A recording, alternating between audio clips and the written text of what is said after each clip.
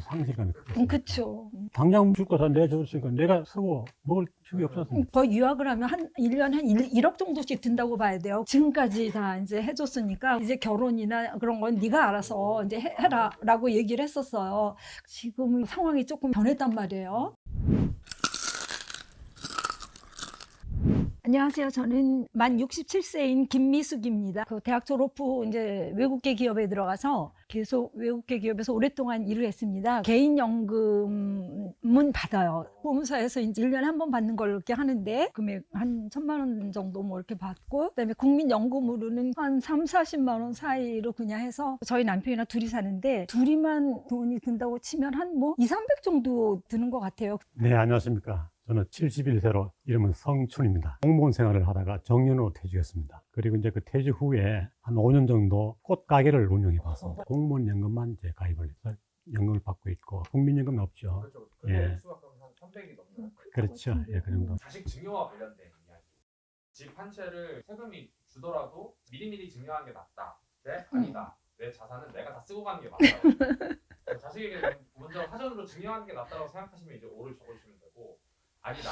내 자산은 내가 다 쓰고 가고 싶다가 하면 X를 적어주시면 돼요. 또 완전히 반대로 갈린 그런데 거. 이제 그게 두 분이 이제 의견이 갈리셨는데 네. 그 이유를 이제 한 번씩 맞추면. 사실은 뭐 굉장히 갈등이 되는 부분이에요. 둘 다 저는 충분히 이해가 가고 제 자식한테 전혀 안 물려주는 거를 생각할 수가 없어요. 기본적으로는 좀 이제 물려줘야 된다고 저는 생각을 하고 그래서 완전히 제가 다 쓰고 가는 거를 생각해 본 적은 없는 것 같아요. 그럼 혹시 이제 언제쯤 물려줘야겠다는 그런 시기에 대한 고민도 하세요? 만약에 물려줘야 된다면 제가 죽기 전에 그냥 죽기 직전에 그러니까 일본 직전이 일본 직전 그런 건 아니죠? 그럴 수도 있겠죠. 한 1년 전쯤에. 제가- 제가 최대한 나중에 하죠. 만약에 미리 물려주면 안 되잖아요. 그거는 어떻게 변할지 모르는데. 그래서 이제 효도계약서라는 말 들어보셨어요? 들은 것 같아요. 걸어본 적 없어요. 일단 저는 이제 아들이 이제 하나라고 그랬잖아요. 지금 굉장히 이제 부모를 그래도 생각하고 계속 그럴 거라고 생각은 하지만 사람 일을 알 수 없잖아요. 그죠? 그게 효력을 만약에 발휘하는 거라면 그거 쓰는 것도 괜찮은 방법일 것 같아요. 근데 실제로 제가 다 물려준다 하더라도 얘가 뭐 부모를 나물러라고 내팽개쳐 두거나 그럴 것 같지는 않거든요. 모든 부모들이 다 자기 자식은 안 그럴 거라 생각을 하잖아요. 그런데 실제로 그렇지 않은 사람들이 많잖아요. 그게 하나의 작은 대비가 된다면 쓰는 거가 나쁘지는 않을 것 같아요. 그리고 또 그런 얘기가 있더라고요. 내 네. 아들은 너무 믿고 응. 그렇지만 응. 며느리가 맞아. 또 그럴 네, 수는 그럴 수 있잖아요. 있다. 지금 이제 우리 아들은 결혼 안 했지만 결혼할 여자친구는 있단 말이에요. 저랑 이제 친하게 지내고 착해요. 착한 것 같아요. 그리고 외국이에요. 거죠? 네, 외국이에요. 그래요? 저는 제 아들을 그냥 믿기 때문에 그 며느리도 같이 똑같이 믿을 생각이고 제가 만약에 암에 걸려가지고 뭐 5년 있다가 죽을 거다. 그러면 한 4년쯤인데 죽기 한 1년 전쯤에 뭐 물론 최대한 늦게 그렇게 하면 될 것 같아요. 방법이네요. 네, 그렇죠? 네. 선생님은 이제 자신은 다 쓰고 가야 된다는 생각이신 거고. 전자는 아니고요. 네. 후자 쪽인데 극단적인 후자는 아닙니다. 오. 네. 방금 선생님은 끝까지 사수하다가 직전에 넘기겠다는 그런 취지의 얘기를 들었습니다. 평생을 살면서 내 모든 재산이 이게 다 안 돼. 앞으로 살 날이 많은데 내가 가진 재산을 몽땅 다 이제 자식한테 넘긴다는 것은 현실적으로 우선 당장 우리 부부가 살아갈 그런 집이 있어야 되고 경제적으로 먹고 살 만한 건 또 숙이 있어야 될 거 아닙니까? 그래서 일단은 지금의 생활 상태를 유지해 나가는 겁니다. 예. 부부 중에 생을 마감하는 게 먼저 가는 사람이 있고 또 남는 그쵸. 사람이지 않습니까? 그렇죠. 두 분이 다 생존해 있을 때까지는 또 경제행위 유지되니까 부부 두 사람이 생을 마감할 때 그 전에죠. 그러니까 그 전에 얼마 그치. 모르지만 서로 똑같은 거예요. 네, 그렇게 해서 일본 그래서 직전에. 그 재산에 여백을 남겨두면서 이렇게 맞아요. 그런. 아름답게 맞아요. 정리해 나가는 게 네. 네. 비슷한 의미인 것 같아요. 그러면 내가 쓰는 걸 아끼면서까지 자식에게 지원해 주는 거는 이제 아니라는. 그렇습니다. 네. 그렇죠. 내가 네. 쓰는 걸 막 정말 못 쓰고 아끼고 일을 가면서는 아닌 것 같아요. 혹시 주택연금에 대해서는 어떻게 생각하세요? 근데 일반적으로 만약에 주택연금으로 한다면 저는 그것도 하나의 방법이라고 생각해요. 왜냐하면 그 주택을 하나 갖고 있는데 그거 말고는 돈이 없다. 그러면은 주택연금을 받아서라도 저는 인생을 행복하게 살아야 할 권리가 있다고 생각을 해요. 주택연금을 해가지고 그렇게 주택이 없어져 네, 버리니까. 그냥 주택이 없어지면 자식에게 물려줄 것도 그치, 없어지고 그렇게 되면 거기에 자식한테 대해서 물려줄 고민을 게 좀 많이 없죠. 하시더라고요. 그거에 대해서는 어떻게 생각하시는지가 궁금했어요. 아, 그쵸. 어떻게 하는 게 좀 현명한 거라고 생각하세요? 저 같으면은 저는 다른 일을 해서 내가 충당을 하고 물려줄 것 같아요. 주택연금이랑 이런 거 아닙니까? 일단 그 자기 집을 명의를 넘기는 거지, 나라에. 예, 넘기면 나는 이제 집 영구임대 사는 거야. 그치, 그치. 살면서 꼬박꼬박 들어온 돈으로 생활을 유지하는 거지 않습니까? 그럼 이제 실질적인 돈은 없어요, 호주머니에. 그걸 파는 게 아니기 때문에. 그 집의 가치만큼 매월 이제 나오니까. 그지. 국민연금은 이제 나오니까. 일반 국민 기준으로는. 그걸로 이제 생활을 할 텐데, 크게 자식한테 건네줄 여력이 없죠. 그렇다면. 근데 이제 국민연금이라는 게 흡족하지는 않지만 안정적으로 노후 생활 보장은 되는 편이기 때문에 다만 한 가지 가지고 있던 집이 이제 없지 않습니까? 그 상실감이라니까. 아니면 요즘같이 부동산이 자꾸 올라가잖아요. 그걸 보고서 얼마나 가슴 쓰린 그럴 수도 나날을 있을 것 보내야 되냐. 같아요. 맞아. 그런 이겨낼 수 있는 멘탈이 있어야 된다. 증여와 관련해서 좀 더 질문을 드리자면 만약에 응, 그렇게 해서 다 이렇게 물려줬어요. 응. 근데 진짜 그때부터 코빼기도 안 보여요. 완전히 코빼기도 안 보이는 거예요. 만약에 그런다면 응. 너무 마음이 아프잖아요. 그쵸, 엄청 아프겠죠. 그럴 땐 어떻게 하실 거예요? 지금도 코빼기도 잘 안 보이긴 하는데. 한마디 할 것 같아요. 만약에 다 물려줬는데 진짜 코빼기도 안 보인다. 그럼 정말 절망적일 텐데 저는 이제 그렇지 않을 거라 생각하지만 모든 사람 그렇지 않을 거라 생각을 하겠죠. 정말 그런다면 그 아까 쓴 효도 계약서들 들이내밀고 너가 그러면 되겠느냐. 어쨌든 한마디 하겠죠. 그죠? 그리고 또 이제 자녀가 결혼을 하게 되면 어쩔 수 없이 어느 정도 지원이 좀 맞아요. 그게 어느 정도라고 생각하시는지. 저는 처음엔 제 아들이 이제 한국에 와가지고 자기가 혼자 알아서 개척을 잘해가지고 자기가 충분히 돈을 벌면서 이렇게 생활했을 때 좀 그랬어요. 거의 유학을 하면 한 1년에 한 1억 정도씩 든다고 봐야 돼요. 그러면은 한 10년을 유학했으면 10억 정도가 드는 건데 평생을 이제 아빠가 사업하고 그러면서 너를 지금까지 다 이제 해줬으니까 이제 결혼이나 그런 건 네가 알아서 이제 해라라고 얘기를 했었어요. 그랬더니 알았다고 자기가 알아서 하겠다 그랬거든요. 어떤 고정적인 그런 거가 이제 아니다 보니까 지금 상황이 조금 변했단 말이에요.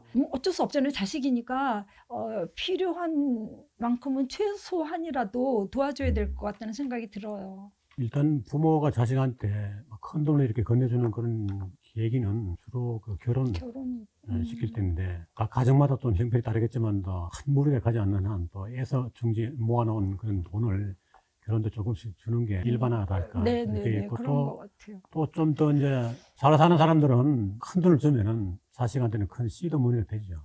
네, 그런데 이게 우리들 마음이 그렇지 않습니까? 부모들이 자식에 대한 그 사랑, 한이 끝이 없는 거 아닙니까? 맞아요. 근데 한 번에 왕창 다 줘버린다 했을 때 자식한테는 큰 그 경제적인 힘이 되죠. 자칫 자식의 경제적 자립성을 잃게 할 수도 있고 부자 간의 갈등의 요인도 될 수 있다는 거죠. 아까 말씀드린 갈등. 나 이제 챙길 거 챙겼다. 어느 정도. 쉽게 얘기해서. 더 이상 안 줘도. 그래서 또 이제 부모 입장에서는 그런 현상을 보고 있을 때 얼마나 상실감이 크겠어요. 그렇죠. 당장 줄 거 다 내줬으니까 내가 쓰고 먹을 축이 없지 않습니까? 그렇죠.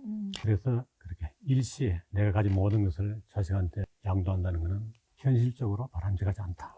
그리고 이제 세 번째, 이제 은퇴 후에 집을 이제 옮기시는 분들이 간혹 있으신데 그럼에도 불구하고 서울에 사는 게 낫다.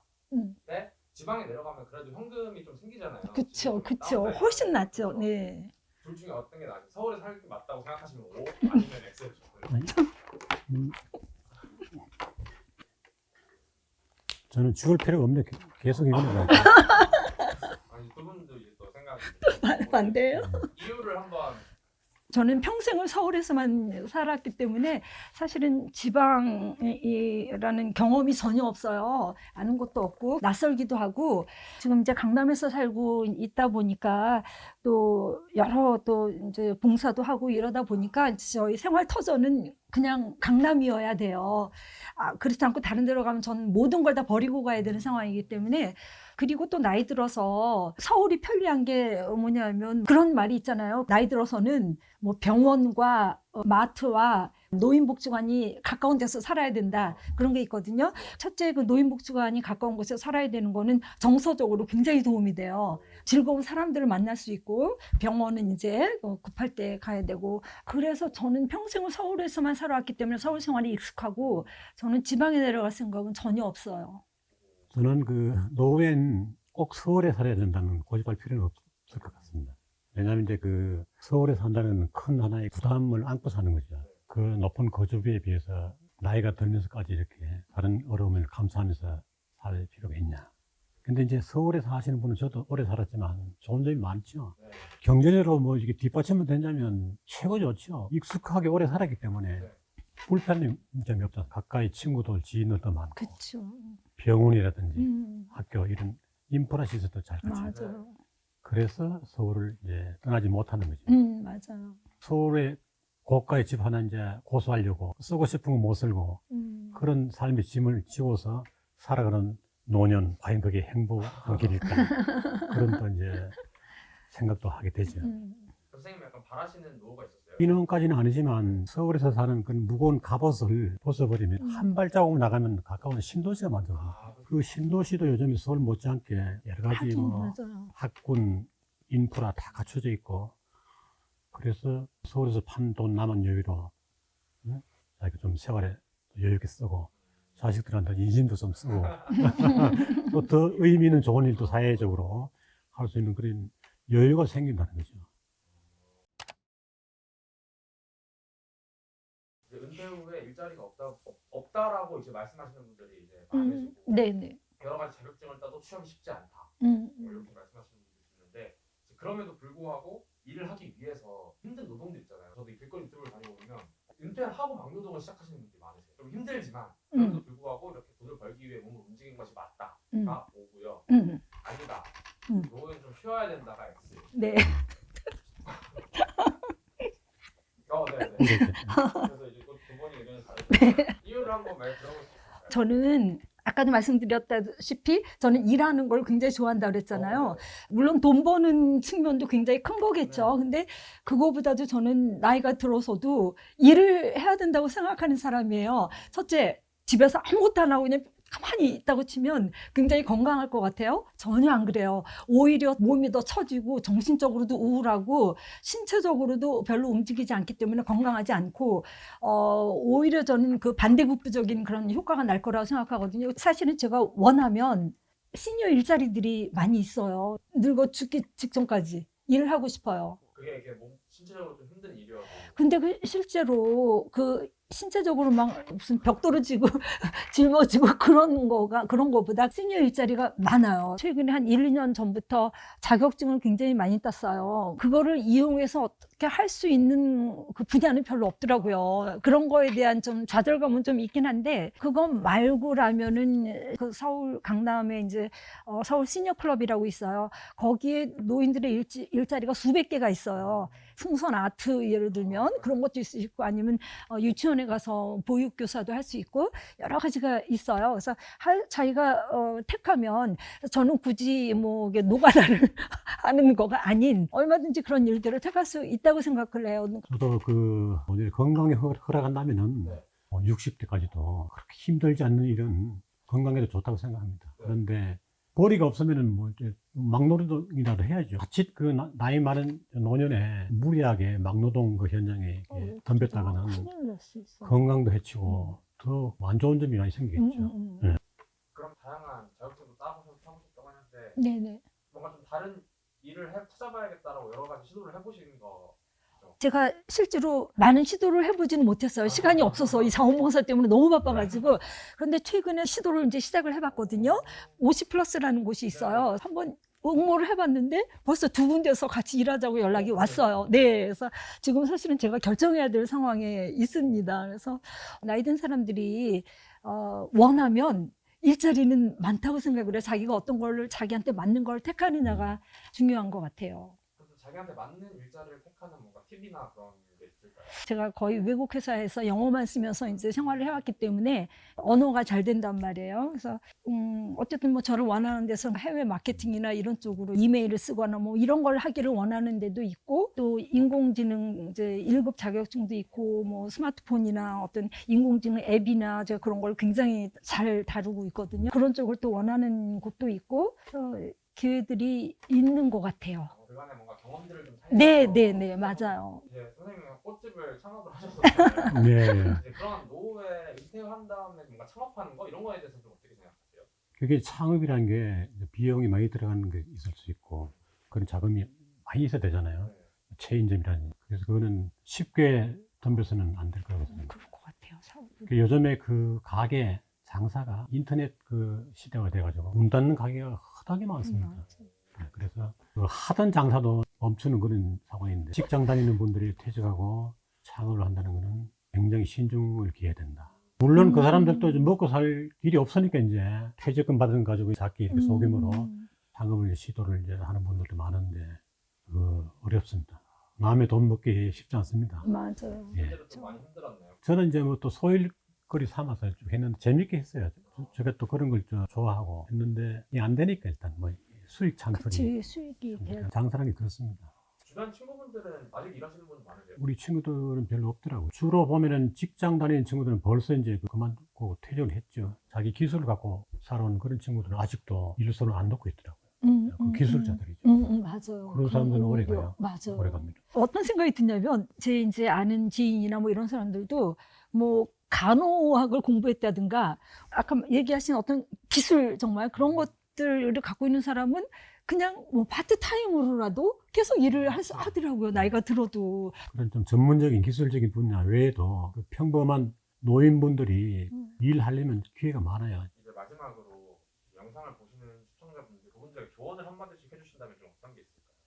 퇴직을 하고 모든 일에서 손을 놓고 나면은 굉장히 상실감과 우울감이 올 수 있거든요. 마음가짐을 좀 새롭게 가져야 될 것 같아요. 저는 죽을 때까지 평생을 배워야 한다고 저는 생각하는 사람이거든요. 자기가 젊었을 때 일하느라고 너무 바빠서 하지 못했던 것들, 배우고 싶었던 것들, 이 복지관에 오기 전까지는 운동이라는 걸 해본 적이 없어요. 복지관 내에 그 헬스센터가 있어요. 그러니까 무료로 이용할 수 있는 거죠. 무료로 헬스센터를 제가 거의 매일 해요. 가장 중요한 거는 자기 몸이 건강해야 돼요. 건강을 지키지 않으면 다 소용이 없어요. 그러니까 자기 건강을 지키기 위해서도 이렇게 밖에 나와서 이렇게 운동을 하고 사람들 만나서 정서적으로도 교감을 하고 이러면서 자기 노후를 인생을 편안하게 행복하게 지낼 수 있을 것 같아요.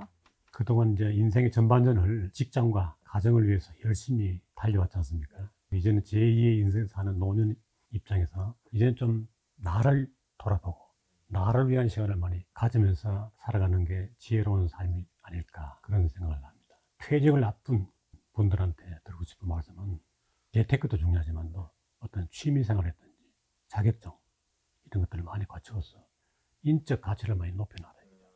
그렇게 하면 노년에 그게 큰 하나의 활용 가치가 있을 것이다. 네.